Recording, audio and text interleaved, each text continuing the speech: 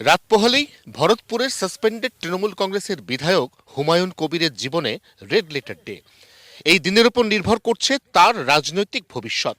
হুমায়ুন কবির নিজে বলছেন, তিনি যদি জোট তৈরি না হয় তাহলে প্রয়োজনে ১৩৫-এর বদলে এই রাজ্যের ২৯৪টা আসনেই প্রার্থী দাঁড় করাবেন। তার মধ্যে অন্তত ৯০টা আসন জিতে তিনি পরবর্তী সময় অবতীর্ণ হতে চাইছেন কিং মেকারের ভূমিকায়। মুর্শিদাবাদ থেকে তৃণমূলকে শূন্য করে দেওয়ার ডাক ইতিমধ্যে দেওয়া হুমায়ুন কবির কাল এই মঞ্চ থেকে ঠিক কত বড় চমক দেন সেদিকে সবার নজর।